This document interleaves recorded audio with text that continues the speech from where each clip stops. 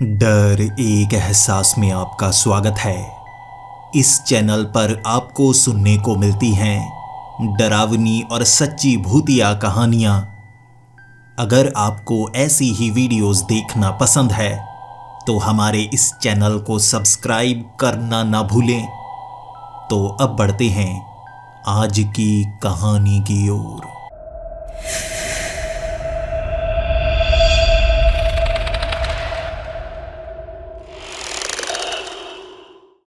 Hello दोस्तों, मेरा नाम ब्रायन है और मैं न्यूयॉर्क का रहने वाला हूँ। पेशे से मैं एक साइकेट्रिस्ट हूँ, यानी कि दिमाग का डॉक्टर। मैं लोगों की सोच पढ़ सकता हूँ, उन्हें समझा सकता हूँ और उसे बदल भी सकता हूँ।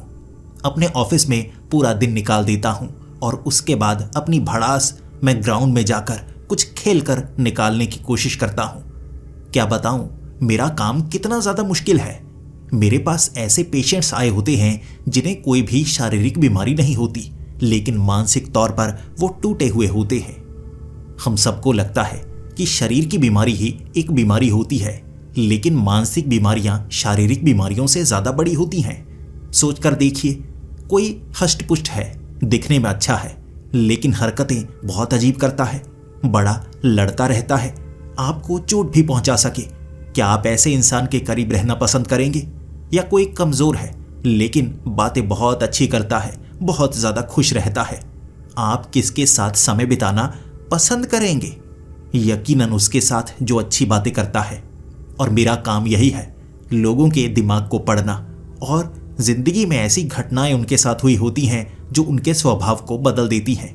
मेरा काम है उनके स्वभाव को ठीक करना, और ये काम पिछले 10 सालों से मैं करता आ रहा हूँ। आपको बता नहीं सकता, हर रोज़ 5 से 10 पेशेंट्स मेरे पास आते हैं जिन्हें लग रहा होता है कि मैं उन्हें कोई दवाई दूंगा जिससे बस 1-2 दिन में ठीक कर दूंगा, लेकिन ऐसा नहीं होता। हर रोज़ उनसे बातें करनी पड़ती हैं, उनके दिमाग को पढ़ने के लिए उन्हें समझना पड़ता है, और शाम होते होते मेरा खुद का दिमाग थक चुका होता है। किसी को समझने के लिए अपने दिमाग का भी पूरा इस्तेमाल करना पड़ता है। और क्या ही बताऊं, मेरे पास कैसे कैसे पेशेंट्स आते हैं। कुछ को लगता है कि उनका पीछा एक भूत कर रहा है, वो हर किसी के पास जाते हैं लेकिन उन्हें सल्यूशन नहीं मिलता। जब मेरे पास ऐसे लोग आते हैं, मैं उन्हें समझा ही नहीं पाता कि भूत प्रेत नहीं होते, वो मानने का नाम नहीं लेते। लेकिन जैसे जैसे उनकी ट्रीटमेंट चलती है, मैं कुछ दवाइयाँ लिख देता हूँ जिससे सोने में उन्हें कुछ आसानी हो। जब हम नींद अच्छे से पूरी करने लगते हैं तो दिमाग भी हमारा ठीक होने लगता है। रात को जागना अच्छा नहीं होता। और इस बार एक छोटी 13 साल की बच्ची मेरे पास आई हुई थी। उसका मानना था कि उसकी परछाई हिलती है, और उसके माँ बाप मेरे पास उसे छोड़कर जा चुके थे। मेरे पास 2 घंटे थे। मैं उससे बात करना चाहता था, लेकिन समझ नहीं पा रहा था एक 13 साल की बच्ची को कैसी मानसिक बीमारी हो सकती है। शुरुआत मैंने की उसका नाम पूछकर, आपका नाम क्या है बेटा? उसने कहा अनाया। मैंने कहा बड़ा अच्छा नाम है, तो बेटे कुछ अपने बारे में बताओगे? तुम क्या करते हो, क्या पसंद है क्या नहीं पसंद है? और 20 मिनट मैंने इसी में लगा दिए। लेकिन फिर मुझे समझ में आ रहा था, वो बच्ची किसी चीज़ से नहीं डरती। कभी कभी सांप को अपने हाथ में पकड़ लेती है, कीड़े मकोड़ों से खेलने लगती है। ऐसा आमतौर पर वो बच्चे करते हैं जिन्हें ऐसी चीज़ों से डर नहीं लगता। लेकिन उसे एक ऐसी चीज़ से डर लगता है जिससे किसी और को डर नहीं लगता। उसे अपनी परछाई से डर लगता है। इसीलिए इस कमरे में बैठे हुए जब मैं लाइट्स बंद करने की बार बार बात करता, वो कह देती लाइट्स बंद नहीं करनी है, इससे परछाई बनेगी, और मुझे अपनी परछाई से बहुत ज़्यादा डर लगता है। मैं अंधेरे में रहती हूँ, अगर रोशनी में जाऊँ तो बहुत ज़्यादा रोशनी होनी चाहिए, लाइट्स हर तरफ होनी चाहिए ताकि मुझे मेरी परछाई न नज़र आए। मैं उससे जानना चाहता था ऐसा क्यों, और उसने जवाब दिया कि मेरी परछाई अपने आप हिलती है। आप यकीन नहीं करेंगे, मेरी परछाई अपने आप चलने लगती है। मैंने हंसते हुए कहा, देखो बेटी, आप चलोगी तो आपकी परछाई भी चलेगी, आप रुकोगे तो आपकी परछाई भी रुकेगी, इसमें डरने वाली कोई बात नहीं होती। उस बच्ची ने कहा, जब मैं बैठी हुई होती हूँ वो परछाई मेरे सामने खड़ी हो जाती है, मुझे डराने लगती है, लेकिन जब कोई मेरे करीब आता है वो फिर से साधारण परछाई बन जाती है। मेरी परछाई कोई परछाई नहीं है, ये कुछ ऐसा है जिस पर कोई यकीन नहीं करता। मैं अपने माँ बाप को समझाने की कोशिश कितने समय से कर रही हूँ, लेकिन वो हर बार मुझे डराते रहते हैं। अब तो मुझे बहुत ज़्यादा डर लगता है। वो भी डराते हैं कि ये सब सच नहीं होता और मेरी परछाई हिलती है, मुझे लगता है ये सब सच है। मैंने उस लड़की को कहा, देखो, क्या तुम मुझ पर भरोसा करती हो? मैं एक डॉक्टर हूँ और मुझे हर तरह की बीमारी का पता होता है, लेकिन उसके लिए तुम्हें मुझ पर यकीन करना होगा। वो छोटी सी बच्ची थी, भले ही उसने हाँ कह दिया था, लेकिन इतनी जल्दी उसे मुझ पर यकीन नहीं होगा, ये मुझे पता था। फिर मैं उसके अंदर के डर को खत्म करना चाहता था। मैंने कहा, मैं सिर्फ एक बल्ब जलाऊंगा, उसके बाद देखते हैं तुम्हारी परछाई हिलती है या नहीं। उस लड़की ने कहा, नहीं, मैं अपनी परछाई को देखना नहीं चाहती। लेकिन मैंने उसे कहा, मैं देखना चाहता हूं। उस लड़की ने कहा, हो सकता है वो ना हिले, लेकिन अगर वो परछाई हिली, आपको भी नजर आना शुरू हो जाएगी, फिर आपके लिए परेशानी बढ़ने लगेगी। मेरे 2 दोस्त थे, उन्हें भी ये परछाई नजर आने लगी थी और उसके बाद से उनके साथ बहुत बुरी घटनाएं हुई हैं। लेकिन पहले मैं देखना चाहता था क्यों वो अपनी परछाई से डरती है। मैंने वहां पर सिर्फ एक बल्ब जलाया। वो लड़की सामने कुर्सी पर बैठी हुई अपनी टांगे ऊपर की तरफ चढ़ा ली ताकि उसकी कोई परछाई ना बने। फिर मैंने उस लड़की को कहा, कुर्सी एक तरफ कर दो, खड़ी हो जाओ सामने और बल्ब के एक तरफ, ताकि तुम्हारी परछाई पूरी बने। वो इतनी डरी हुई रोने लगी थी और मैंने कहा, रो क्यों रही हो? मैं तुम्हारी मदद करूंगा, कोई परछाई तुम्हें छू नहीं सकती। देखो, मैं हट्टा कट्टा हूं, तगड़ा हूं। परछाई ने तुम्हें तंग करने की कोशिश की, मैं पीट दूंगा।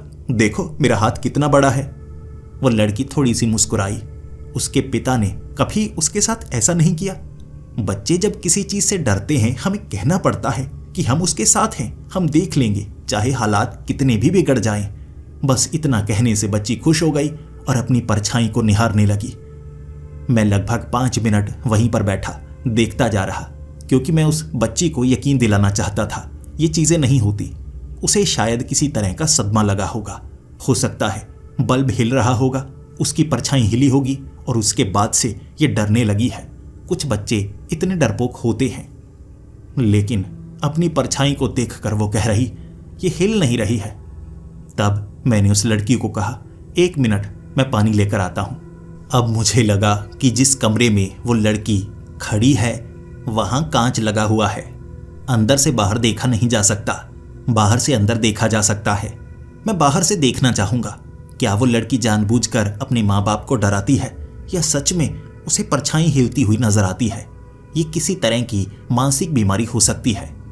जब मैं बाहर खड़ा था, वो लड़की की परछाई हिल नहीं रही थी और वो कह रही, अब ये हिल नहीं रही है, लगता है इसे पता लग गया है कि कोई देख रहा है। 2 से 3 दिन और वो लड़की मेरे पास आती रही। मैं उसे यकीन दिलाता रहा कि परछाई नहीं हिलती।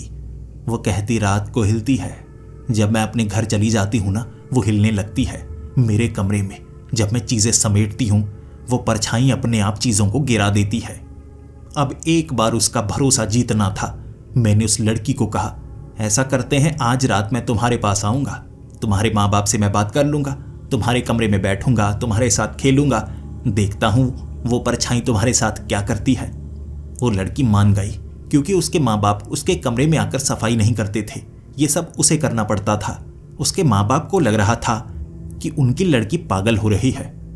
लेकिन रात के वक्त जब उसके कमरे में मैं पहुंचा, यकीन कीजिए उसके चेहरे पर मुस्कुराहट आ गई, उसमें हिम्मत भर गई।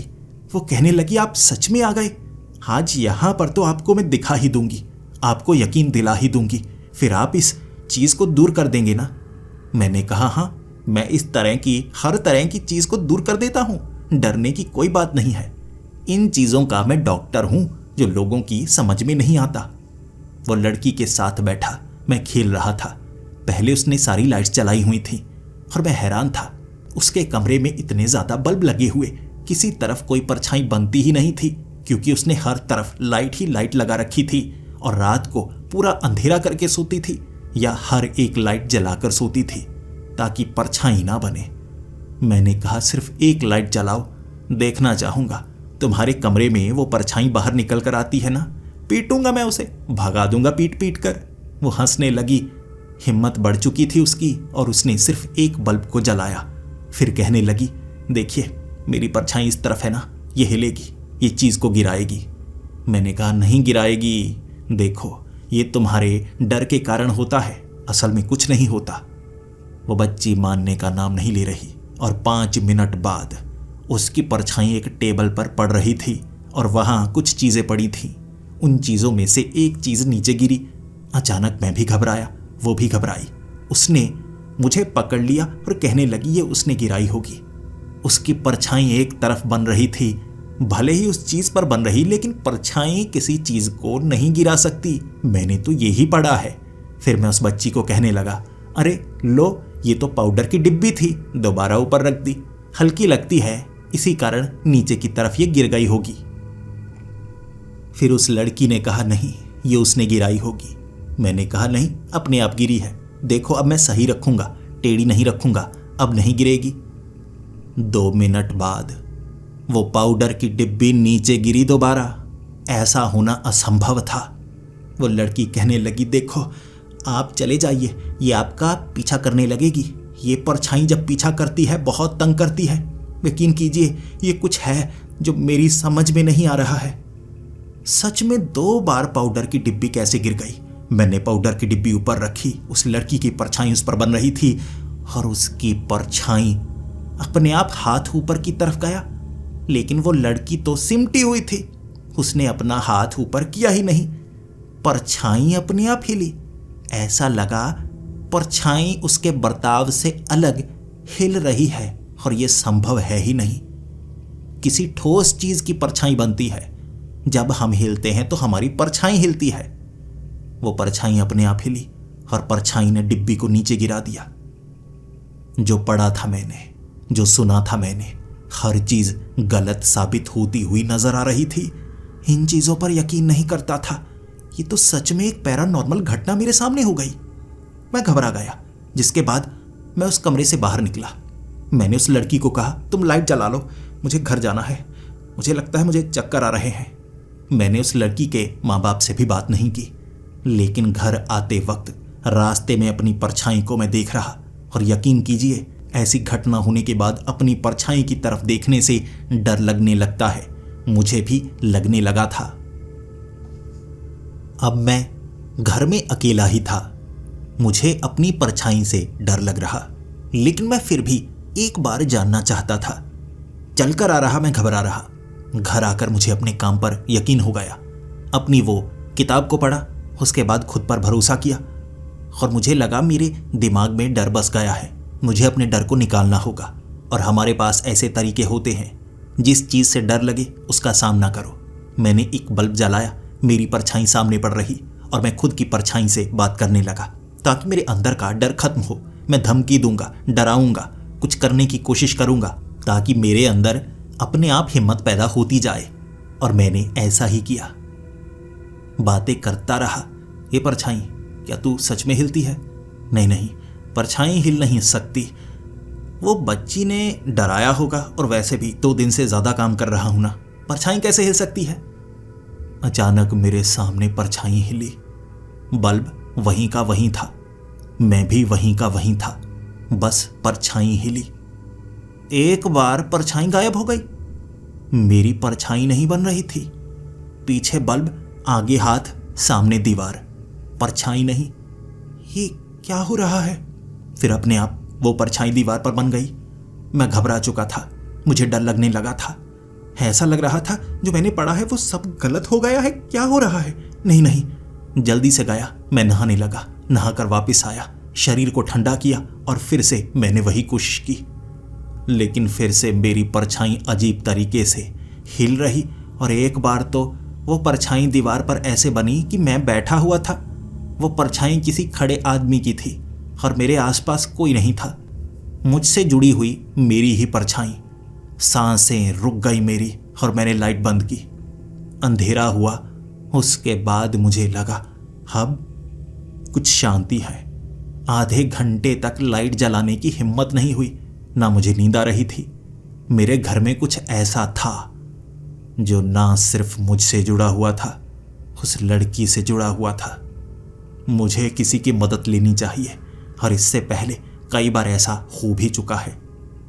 प्रीस्ट मार्कस, जो कि एक चर्च के पादरी हैं, मैं उनके पास कुछ खास लोगों को भेजा करता हूं जो बहुत ज़्यादा धार्मिक हैं, क्योंकि हम जिस पर यकीन करते हैं अगर वो चीज़ हमारी मदद करे तो हम जल्दी ठीक हो सकते हैं। कुछ मानसिक रोगी जिन्हें लगता है उन्हें एक ऐसी बीमारी है कि वो मर जाएंगे, लेकिन उनके शरीर में कभी कोई बीमारी होती ही नहीं थी। बस उन्हें लगता रहता कि उनके साथ कुछ बुरा हो जाएगा, शायद कोई काली ताकत उन्हें मार रही है। तो ऐसे लोगों को मैं प्रीस्ट मार्कस के पास भेज दिया करता था और मार्कस भी उनका इलाज किया करते। वो कहते कि भगवान में दिल लगाओ, मन लगाओ, भगवान को साथ रखो। ऐसे उनका धीरे धीरे इलाज किया जाता था और मैं हमेशा मानता था कि एक मानसिक ट्रिक होती है भगवान का नाम लेकर आपके अंदर हिम्मत पैदा करना। लेकिन अब लग रहा था कि मैं पेशेंट हूं और मुझे मार्कस के पास जाना होगा मदद के लिए। लेकिन मैं झिझका नहीं, हमारी झिझक हमें बड़े काम करने से रोकती है। जैसे ही सुबह हुई मैं सबसे पहले मार्कस के पास पहुंच गया। ऑफिस से मैंने छुट्टी ले ली। मार्कस मुझे देखकर खुश थे और कह रहे थे, अब फिर से कोई पेशेंट आया होगा, बताओ कुछ उसके बारे में। मैं घबरा रहा था और मार्कस भी मुझे देखकर सोच में पड़े हुए, क्या हुआ, तुम बता नहीं रहे? आज तुम्हारी बोली, तुम्हारे हाव भाव अलग लग रहे हैं। मैंने मार्कस को कहा, देखिए आज मुझे ज़रूरत है इस चीज़ की। वो हक्के बक्के थे और कहने लगे, अच्छा तुम तो भगवान पर यकीन ही नहीं करते थे। लेकिन ठीक था, तुम भगवान पर यकीन नहीं करते थे लेकिन काम तुम अच्छे ही करते थे। यहाँ इतने लोगों को तुमने भेजा जिनके अंदर भगवान का यकीन बढ़ा, तुम्हारा काम अच्छा है। लेकिन अब तुम्हें यहाँ आने की क्या ज़रूरत पड़ गई? किस परेशानी से तुम घिरे हुए हो? मैंने मार्कस से बात की, देखिए मैं इन चीज़ों पर यकीन तो नहीं करता था, लेकिन कल रात मेरे साथ कुछ हुआ जो मैं आपको बताना चाहता हूँ। मार्कस जो खास काम करना चाहते थे, लेकिन उन्होंने हर एक काम को छोड़ा क्योंकि उन्हें लग रहा कि जो चीज़ मैंने देखी होगी वो साधारण तो हो नहीं सकती। मैं एक साइकेट्रिस्ट हूँ, अगर कोई मानसिक रोग होता तो सबसे पहले मुझे पता लग जाता। ये असल में कुछ ऐसा है जिस पर वो यकीन करते थे। शैतानी आत्मा, प्रेत आत्मा, ऐसी शैतानी शक्तियाँ जो सिर्फ ईश्वर के नाम से भागती हैं, वैसे किसी डॉक्टर के बस की बात नहीं होती। तो वो मुझसे बात करने लगे। मैंने उन्हें पूरे किस्से के बारे में बताया। एक बच्ची जिसकी परछाई हिलती है, मैंने उसकी परछाई हिलती हुई खुद देखी, फिर मेरे साथ ऐसा होने लगा। मार्कस कहने लगे, देखो इन चीज़ों पर तुम यकीन नहीं करते, लेकिन तुम्हें मैं समझाता हूँ। जैसे इंसान धरती पर हैं, जानवर हैं, कई ऐसी चीज़ें हैं जो हम आँखों से देख नहीं सकते, जैसे पॉजिटिविटी, नेगेटिविटी। वैसे ही कुछ अच्छी ताकतें जिसे एंजल्स कहते हैं, वैसे ही डीमंस यानी कि भूत प्रेत, बुरी आत्माएं, वो भी यहाँ पर मौजूद होती हैं। हर कोई अपना काम करता रहता है और कुछ शैतानी ताकतें ऐसी होती हैं जो कमज़ोर बच्चों को ढूंढती हैं। मुझे लगता है जिस बच्ची की तुम बात कर रहे हो उसके ऊपर किसी तरह की काली शक्ति का वास है और ये ताकत काफ़ी बड़ी लगती है, क्योंकि अगर किसी के शरीर के अंदर कोई शैतानी शक्ति हो तो सिर्फ उसे परेशान करती है, लेकिन उसने तुम्हारा पीछा भी शुरू कर दिया, यानी वो है तो ताकतवर। और मुझे लगता है कि अगर उस शैतानी शक्ति से बात करने की कोशिश करें तो समाधान पाया जा सकता है। तुम उस बच्ची को लेकर चर्च में आओ, मैं उस बच्ची से मिलना चाहूँगा, जानना चाहूँगा, ताकि उसके अंदर ईश्वर की ताकत को जगाया जा सके। क्या तुम ऐसा कर सकते हो? मैंने हामी भरी। हमेशा अपने पेशेंट्स को यहाँ छोड़कर मैं चला जाता हूँ क्योंकि मुझे ईश्वर पर यकीन नहीं। पहली बार उस बच्ची को लेकर खुद मैं साथ वाली कुर्सी पर बैठा था। वो बच्ची से मार्कस बड़ी आसानी से बात कर रहे, कभी सर पर हाथ रख रहे, कभी उससे वो कुछ खास बुलवा रहे, ईश्वर की प्रार्थना। लेकिन वो बच्ची बड़ी आसानी से सब कुछ बोलती जा रही थी। लगभग 20 मिनट ही लगे होंगे। मार्कस ने कहा, इस बच्ची को जाने के लिए कह दो, इसकी ज़रूरत नहीं है। वो बच्ची वहाँ से जा चुकी थी अपने माँ बाप के साथ और मैं मार्कस के साथ उसी चर्च की कुर्सियों पर बैठा हुआ बातें कर रहा कि क्या हुआ, क्या आप समझ पाए कुछ? मुझे तो कुछ पता नहीं लगा। मार्कस ने कहा, बच्ची के ऊपर कोई भी शैतानी शक्ति का वास नहीं लगता, लेकिन कुछ नेगेटिविटी मुझे फील भी हो रही थी। ऐसा लग रहा था ये आसानी से समझा नहीं जा सकता, तो हमें उस तरीके का इस्तेमाल करना होगा जो तरीका मैं तुम्हें बताया करता हूं। अब तो मानोगे ना? पोजेशन, यानी कि काली शक्ति के वश में होना। और काली शक्ति कैसी भी हो सकती है, ये एक शैतानी शक्ति होती है। अब हमें एक्सोर्सिज्म करना होगा जिससे इस बच्ची के आसपास जो ताकत है उसे दूर किया जा सके। लेकिन एक्सोर्सिज्म के लिए कोई भी इंसान के परिवार वालों से पहले बात करनी पड़ती है, इजाज़त लेनी पड़ती है, क्योंकि हो सकता है उसमें बच्ची को चोट भी लगे। मार्कस ने कहा कि यह काम मुझे करना होगा, लेकिन जिस बात के लिए मैं मना किया करता था, अब उसकी इजाज़त मुझे लेनी होगी। इससे मैं डरा हुआ मैं घर पहुंचा था उस बच्ची के माँ बाप से बात करने के लिए। वक्त रात का हो चुका था और यकीन कीजिए मुझे मेरी परछाई हिलती हुई नजर आती और ऐसा लगता घर में गिरती हुई चीजें मेरे कारण गिर रही हैं। और उस बच्ची के माँ बाप भी अब महसूस करने लगे थे कि वो बच्ची जो कहती है हो सकता है वो सच हो, क्योंकि उसके माँ बाप को भी वैसा कुछ महसूस होने लगा था। और वो बच्ची रात के वक्त चीखने लगती, उसकी हालत बिगड़ रही थी। तो मैंने उनको कहा, देखिए मैं एक साइकेट्रिस्ट हूँ, इन चीज़ों पर मैं यकीन नहीं करता, लेकिन मैं कह रहा हूँ इस बच्ची का एक्सोर्सिज्म करवाना होगा। और मार्कस से मैंने पूरी बात कर ली है। मार्कस खुद ये काम बड़ी आसानी से कर सकते हैं। आपके इस घर में एक्सोर्सिज्म करना होगा। वो कौन सी शैतानी शक्ति है हमें समझना होगा। उसके बाद बच्ची के शरीर से उसे बाहर निकालना होगा। ये एक बहुत बुरी ताकत लगती है। उस बच्ची के माँ बाप शुरू में तैयार नहीं थे, लेकिन बच्ची की हालत देखकर उन्हें तैयार होना पड़ा। मैंने उनका भरोसा जीता और अगली रात हम एक्सोर्सिज्म करेंगे, ये बात पक्की थी। लगभग 9 बजे मार्कस के साथ मैं उसी घर में था। माँ बाप नीचे वाले कमरे में खुद को बंद करेंगे। मार्कस ने यह कहा था क्योंकि एक शैतानी शक्ति जब एक शरीर से बाहर निकलती है तो नए शरीर को ढूंढने की कोशिश करती है, जो सबसे करीब हो वो उसे पकड़ने की कोशिश करती है। इसीलिए बच्ची के आसपास कोई नहीं होगा। बच्ची से बात मेरे सिवा कोई नहीं करेगा। मुझे भी उन्होंने सतर्क किया था। मैं तैयार, जबकि बच्ची तो मुस्कुरा रही।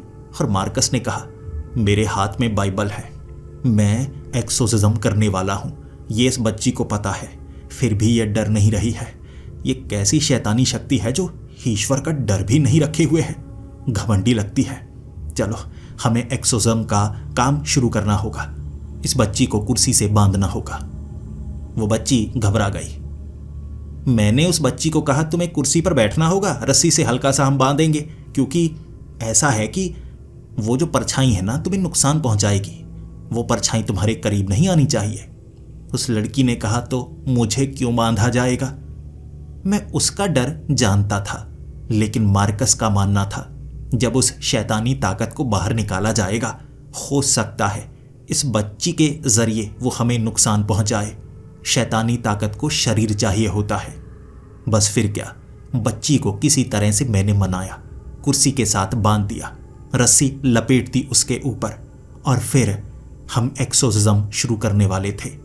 मुझे भी मार्कस ने बाइबल पकड़ाई और मेरे साथ उंगली लगाकर कहते रहे, मेरे साथ बोलो, अगर कोई शब्द मैं बोल ना पाऊं तो तुम दोहराती रहना, छोड़ना मत। हो सकता है वो ताकत मुझ पर हावी हो, लेकिन ये वाली जो लाइंस है ना, ये एक्सोर्सिज्म की सबसे ताकतवर लाइंस है।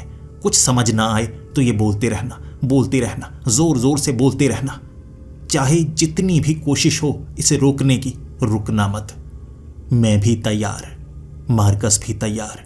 बच्ची सामने बैठी खिलखिला रही थी और फिर हमने उन लाइंस को बोलना शुरू कर दिया। बच्ची के चेहरे पर जो मुस्कुराहट थी वो गायब हो गई। वो डरने लगी, वो घबराने लगी। मैंने उस लड़की की तरफ देखा। भले ही मैं लाइंस को दोहरा रहा था, लेकिन उस लड़की से मैं जानना चाहता था आखिर वो क्यों डर रही है, किसे देख रही है। और उसने अपनी आंखों से इशारा किया कि हम दोनों के पीछे कुछ है, और मैं जानता था ये पक्का वो परछाई होगी। ये शैतान जो उसके शरीर पर कब्जा करके बैठा है, यकीनन बाहर तो निकलेगा। एक्सोर्सिज्म से उसे बाहर निकालने का काम ही तो हम कर रहे थे। हम वो लाइंस को पढ़ते गए, लेकिन जैसे उस लड़की पर उसका कोई असर नहीं हो रहा था।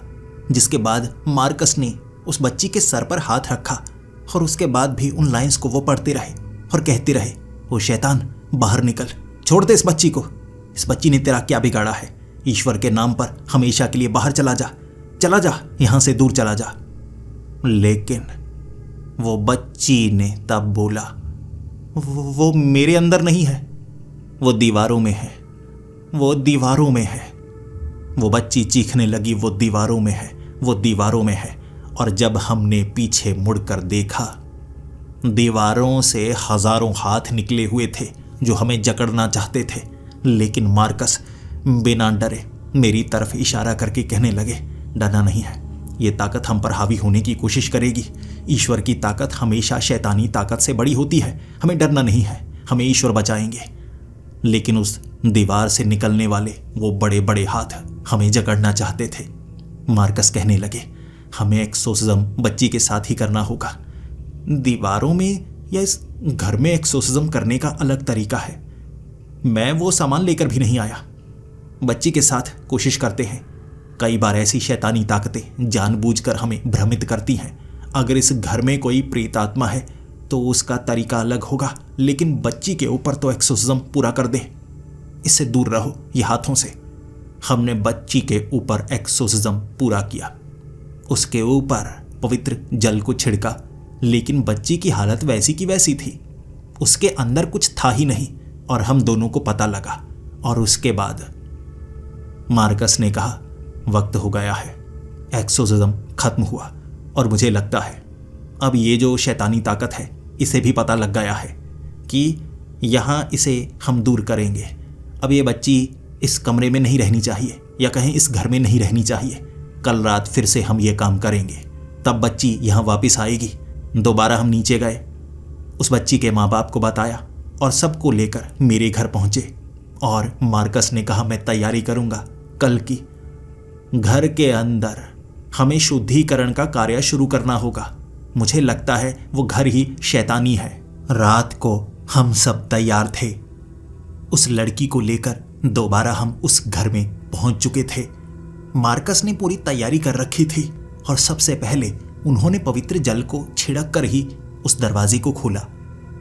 फिर हम अंदर गए, सीढ़ियां चढ़कर उसी कमरे तक पहुंचे और मार्कस मेरे हाथ में बाइबल थमाकर कहने लगे, आज की रात भयानक हो सकती है, इसीलिए परवाह मत करना। अगर चोट लगे फिर भी रुकना मत।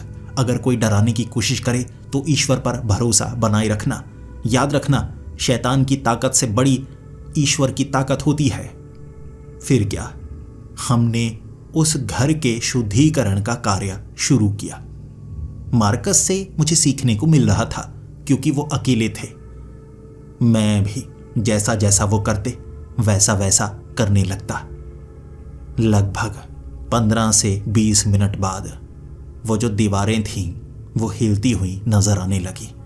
ऐसा लगने लगा जैसे तस्वीरें जो नीचे लगी हैं खिसक कर ऊपर की तरफ जा रही हों। छत पर लगा हुआ पंखा दीवार तक पहुंच चुका था। हर चीज हिल रही थी, ऊपर नीचे हो रही। भ्रम हो रहा था क्योंकि सामने लगा हुआ वो बेड दीवार तक पहुंच गया था, सीधा खड़ा हो गया था। गुरुत्वाकर्षण अलट पलट सा हो रहा था, लेकिन हम अपनी जगह पर डटे हुए और वो लड़की भी मुझे पकड़े हुए डरी हुई, क्योंकि मार्कस ने कहा था इस बच्ची का भी रिश्ता इस घर से जुड़ा हुआ लगता है। मुझे इसके अंदर भी वो नकारात्मक ऊर्जा महसूस होती है, घर में भी वो ऊर्जा महसूस होती है। समझ में नहीं आ रहा है घर में वो शैतानी ताकत है या बच्ची में वो शैतानी ताकत है, लेकिन है जरूर। बच्ची पर कोशिश कर ली, अब सिर्फ घर में ही हो सकती है। लेकिन घर जैसे बदल रहा, ऐसा लग रहा था जैसे ये शैतानी ताकत कुछ अलग है, जिसके बारे में ना सुना गया है, ना पढ़ा गया है, ना लिखा गया है। उसके बाद सामने वाली दीवार के बीच से काले रंग की परछाई एक आकार लेकर एक शरीर बनाकर सामने खड़ी हो गई। हम सब हक्के बक्के। उस बच्ची ने अपनी आंखें बंद कर ली थी। मैंने ही उसे ऐसा करने के लिए कहा था, लेकिन देखा हमसे भी नहीं जा रहा। मार्कस वो पवित्र शब्दों को पढ़ते जा रहे और मैं उसे दोहराता जा रहा, लेकिन वो हंस रहा था। वो जो भी था इंसानी शरीर में, वो हंस रहा था। चलता हुआ हमारे सामने खड़ा हो गया और उस लड़की को बाजू से पकड़कर खींचना चाहता था। मैंने भी उस लड़की को पकड़ रखा। उसके बाद भले ही मैं उन शब्दों को दोहरा रहा था, लेकिन अपनी उंगली से उसे इशारा कर रहा कि चला जा, चला जा, छोड़ दे इस बच्ची को। वो छोड़ना नहीं चाहता था। मेरी आंखों में घूर रहा। फिर मेरी परछाई मुझे पीछे की तरफ खींचने लगी, जो एक आकार ले चुकी थी, और वो शैतान उस बच्ची को खींचकर दीवार में ले जाना चाहता था। मैं उसे ऐसा करने दे नहीं सकता था। मैं ऐसा होने दे नहीं सकता था। उस बच्ची की जिम्मेदारी मेरी थी। मैंने उसे धक्का देने की कोशिश की, और जब मैंने उसे धक्का दिया, वो हंसने लगा, मुस्कुराने लगा, लेकिन फिर भी मैं वो शब्द बोलता जा रहा। वो बच्ची मेरी टांग से चिपकी हुई, वो उसे खींचना चाहता था। मैं उसे धक्का देता गया। फिर वो बच्ची मेरी पीठ के पीछे आ गई। सामने से मैं उसे रोकने की कोशिश कर रहा, जबकि मार्कस मुझे इशारा कर रहे, जैसे उनकी समझ में कुछ आ नहीं रहा हो कि मैं क्या कर रहा हूं। लेकिन मैं तो उस शैतान को दूर करना चाहता था ना। उसने मेरे हाथ से बच्ची को खींचना चाहा, तो मैंने धकेल कर उसे दीवार में गाड़ने की कोशिश की, और अजीब सा हुआ कुछ। उस दीवार के आर पार सिर्फ वही नहीं गया, मैं भी उसके साथ खींचकर चला गया, जैसे वो यही करना चाहता हो। मैंने उसे दीवार में धकेला, उसने खींचा, मैं दीवार के पार, और उसके बाद दीवार के पार भी बिल्कुल ऐसा ही कमरा, लेकिन साधारण, जिसके बेड पर मैं गिरा। ना तो वहां पर मार्कस थे, ना वो लड़की थी, मैं अकेला, और ये कमरा पूरी तरह से शांत। ये कमरा। मार्कस, मार्कस, हनाया, हनाया। मैं उनको आवाजें लगाकर बुलाना चाहता था। जवाब कोई नहीं दे रहा। पूरी तरह से शांति हो चुकी थी, और इस शांति में मुझे डर लग रहा। मैंने अपने हाथ में उस बाइबल को नहीं पाया, जबकि उसे मैंने हाथ में पकड़ रखा था। बाइबल कहां गई? मार्कस कहां गए? और वो लड़की कहां गई? मैं उस कमरे में अकेला था। दीवारों पर जो काले रंग के आकार उभरने लगे, वो भयानक थे। हर एक दीवार पर एक अजीब चेहरा, और मुझे बाइबल के वो शब्द याद नहीं हुए थे, भले ही मैंने इतनी बार दोहरा दिए थे। बचपन से कभी मैंने पढ़ा ही नहीं था, तो दरवाजा खोलकर मैं बाहर भागना चाहता था। दरवाजे के अंदर घुस गया मैं, छू नहीं पाया उसके आर पार। फिर मैं बाहर निकला। भले ही दरवाजे के पार से निकलकर ही बाहर पहुंचा, लेकिन मुझे लगा इस घर से मुझे बाहर निकलना होगा। बच्ची के अंदर शैतान नहीं है, शैतान इस घर में है, जो शायद मुझे कहीं और ले गया है, या मार्कस और बच्ची को कहीं और ले गया है। मुझे सबसे पहले घर से बाहर निकलना होगा। फिर दीवारों से निकलने वाले वो चेहरे पूरे आकार में आए, उनका पूरा शरीर बना, और वो मुझे पकड़कर चोट पहुंचा रहे, मुझे गिरा रहे, लेकिन उन्हें धक्का देकर मैं निकल पा रहा। मेरी कोई परछाई नहीं बन रही थी। किसी तरह सीढ़ियों से उतरकर मैं घर से बाहर निकला। घर से बाहर निकलते ही मैंने सामने मार्कस को पाया, और नीचे गिरी हुई वो बच्ची, जिसके सर पर इतनी ज्यादा चोट लगी थी कि मुझे नहीं लग रहा था कि वो बची होगी। खून हर तरफ बहा हुआ था। मार्कस रो रहे, और पास में पड़ी हुई वो बाइबल, जिसे मैंने उठाया। मैंने मार्कस के हाथ में बाइबल को थमाया, और मार्कस कहने लगे, नहीं, अब इसका कोई फायदा नहीं होगा, बच्ची को बचाया नहीं जा सकता। देखो इस घर को, देखो इस शैतान को, यह कितना ताकतवर है। ईश्वर, ईश्वर शायद इसे नहीं हरा सकते। ये कुछ अलग है, ये बहुत ताकतवर है। वो बच्ची की लाश, मार्कस की आंखों में आंसू। मैंने पहले कभी ऐसे हालात नहीं देखे थे। मेरी सोच समझ कमतर पड़ गई थी। ऐसा लगने लगा था कुछ बहुत हावी होने वाली चीज का सामना हुआ है। उस बच्ची की लाश को वहां से निकाला गया। मार्कस, जिनका भरोसा टूट चुका था, उन्होंने अपने पादरी वाले कपड़े उतार दिए, खुद को दोषी मान रहे थे, उस बच्ची की जान का दोषी। और उस बच्ची के माँ बाप मुझे पकड़कर पीटना चाहते थे। उन्होंने कहा, तुम्हारे कारण हमारी बच्ची मारी गई है, तुमने भरोसा दिलाया था। और मैं मार्कस को कह रहा, क्या ऐसा पहले भी हुआ है? और मार्कस ने कहा, ये शैतानी ताकत कुछ और है। मैं नहीं समझ पा रहा, मैं नहीं हरा पा रहा। मुझे नहीं पता था इस बच्ची के साथ इतना बुरा होगा। भले ही मैं इसे निकाल पाया, लेकिन जिंदा नहीं। शायद वो इसकी आत्मा को हमेशा के लिए ले गया। यह घर देखो, ये हिल सकता है। मैं घबराया हुआ वहां से निकलना चाहता था, लेकिन ऐसा लग रहा हर कोई मेरी तरफ ही घूर रहा हो। मुझे कातिल माना जा रहा था। पुलिस वाले भी मुझसे पूछताछ करना चाहते थे। मार्कस ने कहा कि भागो यहां से, तुम्हारे ऊपर कोई कत्ल का केस पड़ सकता है। तुम्हें यहां से निकलना होगा, जल्दी यहां से निकलो। मैं सोच में पड़ा हुआ था, क्योंकि ये मैंने नहीं किया था, लेकिन मार्कस और मैं ही वहां पर मौजूद थे। और कोई आत्मा ने, शैतानी ताकत ने ये सब किया है। कोर्ट में इसे साबित नहीं किया जा सकेगा। इतना बड़ा हादसा हो गया, अब हम बुरी तरह से फंस सकते थे। मार्कस मुझे निकलने के लिए कह रहे थे, लेकिन मैं कोई ना कोई सबूत ढूंढना चाहता था। ये मेरी हिम्मत थी कि मैं उस घर में दोबारा घुसा था। वक्त दिन का था और पिछली रात भयानक निकली थी, लेकिन दरवाज़ा मैंने अंदर से बंद कर लिया और मुझे हिलती हुई ये दीवारें नजर आ रहीं। अगर मैं किसी को ये दिखाना चाहता, जैसा कि मैंने खिड़की से आवाज़ लगाकर कहा, लेकिन कोई घर के अंदर आना नहीं चाहता था। मुझे बाहर आने के लिए धमकी मिलना शुरू हो गई। ऐसा लग रहा था बुरी तरह से मैं फंस चुका हूँ। और फिर उस घर के अंदर से आवाज़ आई, अगर तुम मेरी मदद करोगे, मैं तुम्हारी मदद कर सकता हूँ। और मैंने उस आवाज़ का जवाब दिया, अब तुम मेरी मदद नहीं कर सकते। मैं किसी शैतान से मदद नहीं लूँगा, तुम मुझे मारोगे। उसने कहा, नहीं, मैं सिर्फ मार ही नहीं सकता, मैं जिंदा भी कर सकता हूँ। देखो बाहर, एक बार देखने की कोशिश करो। मैंने बाहर उस लड़की को देखा जो मरी हुई थी। लाश थी उसकी, लेकिन वो हिलने लगी थी। ऐसा लग रहा था उसे बिजली के झटके लग रहे हों। वो हिली, सब घबरा गए और फिर से शांत। और उस घर से मुझे आवाज़ आई, मैं मार भी सकता हूँ, मैं जिंदा भी कर सकता हूँ। अगर तुम मेरा एक छोटा सा काम करो, मैं तुम्हारे लिए कुछ भी कर सकता हूँ। हालात सामान्य कर दूंगा, और जो काम है वो भी बहुत छोटा है। मुझे और कोई रास्ता दिख नहीं रहा था। ऐसा लगने लगा था जैसे मैं बुरा फंस जाऊंगा। तो कुछ समय के लिए अगर मैं सौदा कर लूं तो मेरा काम बन सकता है। एक दिन के लिए अगर वो लड़की जिंदा हो जाए और बाद में उसके साथ कुछ हो तो इल्ज़ाम मुझ पर नहीं आएगा।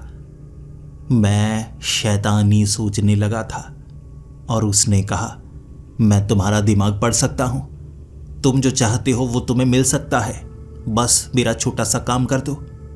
मैंने हामी भर दी और बाहर वो लड़की उठकर खड़ी हो गई। उससे सवाल पूछे जा रहे थे और मैं भी उस घर से बाहर निकला और सबसे पहले मैंने उस लड़की को कहा, क्या मैंने ये किया? और उस लड़की ने सबके सामने कहा, नहीं, वो परछाई, वो शैतान जो घर में है, उसने मारा मुझे। और मार्कस ने भी यही कहा था। अब इल्ज़ाम मुझ पर नहीं था, लेकिन मेरे कान में एक आवाज़ सुनाई दी, सौदा तुमने किया है, सौदा तुम्हें पूरा करना होगा। बस वो आवाज़। उसके बाद घर की तलाशी हुई, सब कुछ हुआ, लेकिन शैतान के खिलाफ सबूत इकट्ठे नहीं किए जा सकते। लेकिन मार्कस मेरे साथ थे और कहने लगे थे, तुमने उसके साथ कोई सौदा तो नहीं किया ना? वो ऐसा शैतान है जो पीछे नहीं हटता और मुझे नहीं लगता उसे रोकने की कोशिश पूरी हो पाएगी। मुझे और बड़े बड़े पादरियों से बात करनी होगी। ऐसे शैतान को ख़त्म करना होगा, यहाँ से भेजना होगा, वरना कोई बड़ी वारदात हो सकती है। मार्कस को मैं ये बता नहीं सकता था, क्योंकि मुझे लगा था जो मैंने किया है वो गलत है, लेकिन मेरा उसमें फ़ायदा हुआ है। इसीलिए वहाँ से निकलने के बाद जब मैं घर पहुँचा था, मैं आराम करना चाहता था, लेकिन मेरे घर की सारी खिड़कियाँ बंद हो गईं। अपने आप दीवारों से चेहरे घूरने लगे, लेकिन हर घूरता हुआ चेहरा हंस रहा था। उनमें से एक परछाई का रूप लेकर दीवार से बाहर निकला और कहने लगा, मैंने तुम्हारा काम किया है, अब तुम्हें मेरा काम करना होगा। मैं मना करना चाहता था, लेकिन मेरे सोचते ही सामने से वो जवाब दे देता। मुंह खोलने की मुझे ज़रूरत नहीं पड़ती, वो मेरे जैसे दिमाग में ही था। और उसने कहा, ना करने की कोशिश मत करो। तुम जो सोचते हो मुझे पता है, तुम क्या कर सकते हो मुझे पता है। मैं तुम पर हावी भी हो सकता हूं और आसपास हर चीज पर हावी हो सकता हूं। मैं उस लड़की को बचा चुका हूं, अब मैं यहां से बाहर हूं, किसी को मार भी सकता हूं। आखिरकार उसने मुझे मनाया। वो चाहता था एक खास काम, और वो भी आज की रात। वो काम मैं कैसे हां कर सकता था? वो मुझे चर्च को जलाने के लिए कह रहा था, लेकिन मैं पकड़ में नहीं आऊंगा। मैंने साफ मना कर दिया और उसने कहा, चर्च को नहीं जलाओगे तो मैं तुम्हें जलाऊंगा। उसने मुझे भरोसे में लेने के लिए जो किया वो भयानक था। मुझे 2 घंटों बाद फोन आया पुलिस से। मुझे चर्च में बुलाया गया क्योंकि कुछ घटना हुई थी जिसमें मुझे भी गुनहगार माना गया था। मार्कस ने फांसी का फंदा लगा लिया, वो भी चर्च में। एक पादरी ने आत्महत्या की है और पूछताछ सबसे होने वाली थी, कहीं ये कत्ल तो नहीं। हालात बिल्कुल आत्महत्या जैसे लग रहे और मुझसे पूछताछ इसलिए की जा रही थी क्योंकि पिछले कुछ समय से उनके टच में मैं ही था। वो कम लोगों से बात करते थे, लोगों की भलाई किया करते थे, लेकिन जो एक्सोसिज्म उस लड़की पर हम कर रहे, उस लड़की के साथ कुछ बुरा हुआ और उसके बाद मार्कस का भरोसा ईश्वर से उठ गया और उन्होंने आत्महत्या कर ली। और पुलिस वाले मुझसे ये जानना चाहते थे क्या मैंने उन पर दबाव बनाने की कोशिश की। मैं एक साइकेट्रिस्ट हूं, मैं बातों में उलझा सकता हूं, लेकिन इसमें मैं गुनहगार नहीं था, मैं साबित कर सकता था। पूछताछ के बाद मुझे जाने दिया गया और मेरे कान में एक आवाज आई, और भी बहुत कुछ किया जा सकता है। ये चर्च को खत्म करना होगा। ये छोटा काम अगर तुम मेरे लिए करोगे तो सब कुछ आसान हो जाएगा, लेकिन अगर ये काम तुम मना करोगे, तुम्हें जानने वाले, तुम्हें पहचानने वाले, मैं हर एक पर हावी हो सकता हूं। मैं तुम्हारे शरीर से जुड़ चुका हूं, अब तुम खुद पर भी एक्सोसिज्म नहीं कर सकते, और जिसे जानते हो वो भी नहीं कर पाएगा। कोशिश करनी हो तो कर लो। बस फिर क्या, उसे शैतान से पीछा छुड़ाने के लिए 2-3 चर्च में गया, कई पादरियों से मैं मिला और हैरान हो जाता था जब मैंने उस पादरी के सामने मेरे शरीर से निकलने वाले वो परछाई जैसे शैतान को देखकर डरते हुए वो पादरी देखे। मैं खुद डर जाता था। ये क्या है? कैसा शैतान है? भले ही मैं ईश्वर पर भरोसा नहीं करता था, लेकिन एक यकीन हम में होता है, हम बुरे थोड़े ना हैं। माना कि हम ईश्वर पर भरोसा नहीं करते, लेकिन अगर हम सब कुछ अच्छा करेंगे, अगर ईश्वर नहीं भी है हमारे साथ अच्छा होगा। अगर ईश्वर है तो हमने कुछ बुरा किया ही नहीं, तो ईश्वर हमारे साथ अच्छा करेंगे। वो एक छोटा सा लम्हा, वो छोटा सा एहसास ईश्वर के साथ होने का, वो तो था ना मेरे अंदर भी, लेकिन अब जैसे वो भी टूटता हुआ नजर आ रहा था।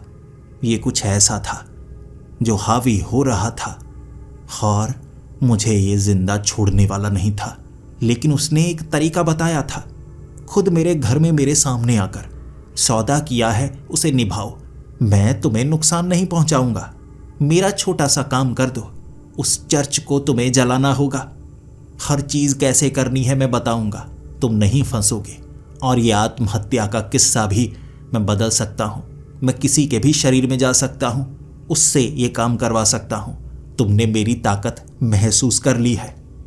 सच में उस घर के अंदर जाने के बाद हालात इतने ज्यादा बिगड़ चुके हैं जैसे ये इतना ताकतवर हो गया है जिसे हराया नहीं जा सकता।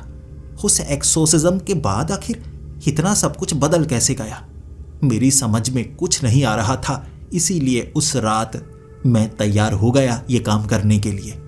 उसने कहा था बस उस चर्च को जलाना है, तुम्हारा इतना काम, फिर तुम्हें मैं आज़ाद कर दूंगा। तुम आराम से यहाँ रह सकते हो, मैं तुम्हें कभी नजर नहीं आऊंगा।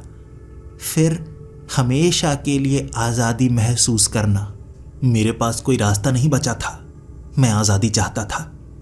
इसीलिए रात को वो कैन में पेट्रोल लेकर 12 बजे उस चर्च को जलाने के लिए मैं पहुंचा था। मैं कैन से पेट्रोल को छिड़क रहा था और आसपास मुझे कोई नजर नहीं आ रहा। डर मुझे इसी चीज का था कोई मुझे देख ना ले। लेकिन वो शैतान मेरे कान में बोल रहा, डरो मत, डरो मत, इस चर्च को जलाकर तुम लोगों का भरोसा तोड़ दोगे, फिर ईश्वर पर किसी का भरोसा नहीं रहेगा। ईश्वर अगर खुद को बचा पाते तो बचा लेते ना। ये चर्च को जलने से कोई रोक नहीं सकता। तुम इसे जलाओगे, जलाओ जलाओ, जल्दी करो। मैं पेट्रोल को छिड़क रहा और रोता जा रहा, लेकिन मैं खुद को समझाना चाहता था मैं गलत नहीं हूं। वो शैतान मेरे दिमाग में मुझसे बात कर रहा, तुम गलत नहीं हो, इंसान गलत नहीं है। इंसान के अंदर की वो अच्छाई तभी बाहर निकलती है जब वो शैतान पर भरोसा करते हैं। ईश्वर पर भरोसा करना गलत है जो मौजूद नहीं है। वो मेरे अंदर ईश्वर का भरोसा तोड़ना चाहता था और यही वो बाकी लोगों के साथ भी करना चाहता था। भले ही मुझे लग रहा कुछ अब भी हो सकता है, लेकिन मेरे हाथ जैसे अपने आप चल रहे। मैं खुद को बचाना चाहता था। आगे वाले लकड़ी के हिस्से पर पेट्रोल छिड़कने के बाद मेरे हाथ में वो लाइटर था जिससे उस चर्च को मैं जला सकता था, लेकिन उस लाइटर को जलाने की हिम्मत मुझ में नहीं। वहां कई लोग थे जो चर्च के अंदर मुझे नजर आ रहे और उसने कहा, जलाओ जलाओ, किसी को कुछ नहीं होगा, तुम्हें इस चर्च को जलाना होगा। मैंने कहा, नहीं, मैं किसी को नहीं मार सकता। तब उस शैतान ने कहा, तो तुम्हारा काम आसान कर देता हूं, इन सब को चर्च से बाहर मैं निकालता हूं, फिर इस चर्च को जलाने का काम तुम्हारा। बताओ, सौदा पक्का? बिना किसी को नुकसान पहुंचाए, बस ईश्वर को नुकसान पहुंचाना है। बताओ, सौदा पक्का? मैंने नजरें नीचे झुकाई थी। लग रहा था मैं कुछ गलत कर रहा हूं, लेकिन उसने सभी लोगों को डराकर चर्च से बाहर भगाया, क्योंकि वो सामने अपना शैतानी रूप दिखा सकता था। सबको बाहर कर दिया। चर्च से लोग डरते हुए बाहर निकले थे और उसने कहा, जलाओ जलाओ इस चर्च को, बस तुम्हारा इतना ही काम है। सौदा है ये, सौदा, जला दो इसे, जला दो इसे। मैं लाइटर को जलाना चाहता था, लेकिन आखिरी बार ईश्वर को याद करना चाहता था कि मैं गुनहगार नहीं हूं। और वो शैतान मेरे कान में बोल रहा, उसे क्यों याद कर रहे हो, वो तुम्हारी मदद नहीं करेगा। उस शैतान के शब्द के साथ मुझे वो बाइबल की लाइंस भी सुनाई दे रही। ऐसा लग रहा यहां मेरे सिवा भी कोई और मौजूद है मेरे आसपास, और वो बच्ची की आवाज भी मेरे कान में आ रही थी। मार्कस की आवाज और उस बच्ची की आवाज मेरे कान में पड़ रही। ऐसा लग रहा वो मेरे करीब हैं और शैतान बार बार कह रहा, जला दो इस चर्च को, जला दो इस चर्च को। और मुझे तब महसूस होने लगा, मैं सूंघ सकता था। मुझे सूंघने से किसी चीज के बारे में पता लग जाता है।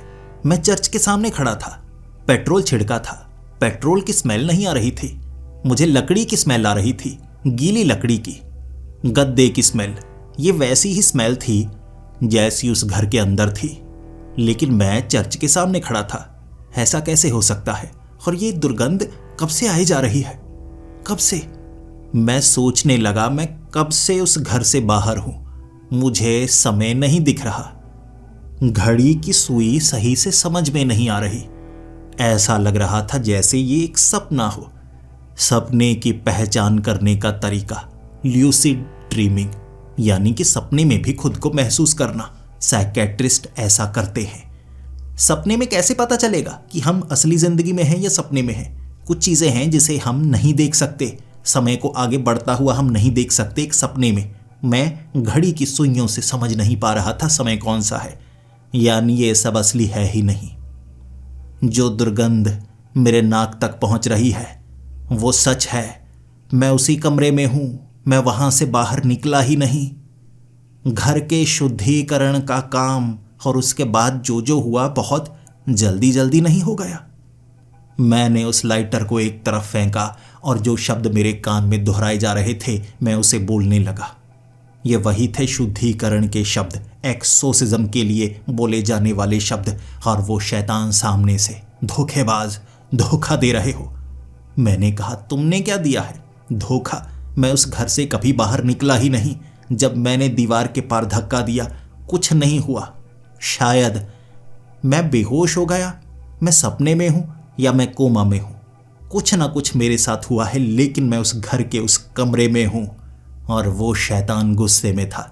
हंसते हुए चेहरे को अगर आप गुस्से में देखें, यानी आपने कुछ ऐसा किया है जो उसे पसंद नहीं। और एक शैतान को सिर्फ यही पसंद नहीं होता कि हम ईश्वर के पास जाएं। ईश्वर, भगवान को मानना, ये हमें शैतानों से दूर रखता है। वो शैतान मुझसे वो काम करवाना चाहता था जिससे मेरे अंदर हमेशा के लिए ईश्वर के लिए घृणा पैदा होती, लेकिन अंत में मैंने रोका खुद को। फिर वो लाइंस को दोहराते दोहराते सब कुछ टूटने लगा, बिखरने लगा। वो चर्च, वो धरती, मैं, आसपास अंधेरा, और फिर मेरी आंखें चुंधियाई, बिजली का झटका महसूस हुआ और एक चीख उस शैतान की। और जब मेरी आंखें खुली, मैं वो बेड पर था। मेरी बाजुओं को बांधा गया था, मेरी टांगों को बांधा गया था। मार्कस मेरे सामने बैठे और वो लड़की भी मेरे सामने। दोनों थके हुए थे। मार्कस के चेहरे पर चोट के निशान थे, लेकिन मैं तो हैरान था कि वो जिंदा कैसे हैं। मैं मार्कस को कह रहा, आप जिंदा कैसे हैं? मार्कस ने कहा, शांत हो जाओ, शांत हो जाओ। जब हम घर का शुद्धिकरण कर रहे थे, उसने तभी तुम्हें जकड़ लिया। मैं तब महसूस कर पा रहा था वो अपनी जगह बदल सकता है, कभी तुम में, कभी बच्ची में, कभी घर में, लेकिन सिर्फ 3 ही कड़ियां थीं, कोई और कड़ी नहीं थी। इसीलिए वो तीनों में बदल कर जा रहा। लेकिन तुम्हारे शरीर पर जब उसने कब्जा किया, तुम पर हावी हुआ जा सकता था, क्योंकि तुम ईश्वर पर यकीन नहीं करते थे। तुम्हें अंदर से वो तोड़ने की कोशिश कर रहा होगा। जो तुमने देखा वो सच नहीं था। मैं तुम्हारा एक्सोर्सिज्म कर रहा था 2 घंटों से, और जब मैंने समय देखा, मैं घड़ी को देख पा रहा। वही रात थी, दिन तो हुआ ही नहीं। इतना सब कुछ सपने में महसूस किया मैंने। वो मेरे अंदर की आस्था को तोड़ना चाहता था, जो वो कर नहीं पाया, और मुझे कोमा से बाहर निकालने का काम मार्कस कर रहे थे, क्योंकि वो मुझ पर हावी था, और उसे आखिरकार यहां से भेजना पड़ा बाहर। और वो हार गया, जैसा हमेशा होता है। ईश्वर की ताकत शैतानी ताकत से हमेशा बड़ी होती है। उस रात वो बच्ची को किसी से डर नहीं लग रहा, बल्कि वो मुझे एक हीरो की तरह देख रही और कह रही थी, अंकल, मैं अब नहीं डरने वाली, क्योंकि मैंने देखा आप उससे लड़े, आप मुकाबला कर रहे थे, मैं आपके जैसी बनूंगी। वो बच्ची का डर खत्म करना ही काफी था, उसमें ईश्वर की वो ताकत जगाना ही काफी था। वो रात हमने वहीं पर गुजारी, और उसके बाद वैसा कुछ नहीं हुआ। उस बच्ची को हिलती परछाई कभी नजर नहीं आई, क्योंकि वो उसके वश में थी। वो एक ऐसी शैतानी ताकत थी जो घर से जुड़ी हुई, जो भी उसके पास आता जीवित उस पर हावी होने की कोशिश करती, लेकिन उसे भी भगाया गया। और मार्कस ने कहा, यह उनकी जिंदगी का सबसे भयानक किस्सा था। ऐसी शैतानी ताकत से उन्होंने पहले मुकाबला नहीं किया था, लेकिन आखिरकार वो ये कर पाए। और मुझे भी उन पर भरोसा हो गया, ईश्वर पर भरोसा हो गया। चाहे हम जितनी भी बुरी हालत में हों, ईश्वर पर अगर हम भरोसा रखते हैं तो हमारी मदद करने के लिए ईश्वर कुछ ना कुछ हमें जरूर देते हैं। ताकत, हिम्मत, या कोई ऐसा जो हमें जानता है, मदद करने के लिए ही हमारे पास आता है। अब भले ही मैं एक साइकेट्रिस्ट हूं, लोगों की मदद करता हूं, 99% हमेशा मानसिक रोगी मेरे पास आते हैं, लेकिन हर किसी से मैं खुलकर बात करता हूं। अब मैं भरोसा करता हूं ऐसी ताकतें भी हमारी दुनिया में मौजूद हैं, लेकिन उसे समझने के लिए मुझे गहराई में जाना पड़ता है। कुछ लोग हैं जो सच में ये भूत प्रेत के वश में होते हैं। वो मानसिक रोग नहीं होता, कुछ और होता है, और मैं उसके लिए आज भी मार्कस की मदद लेता हूं और आगे भी ईश्वर के लिए कार्य करता रहूंगा।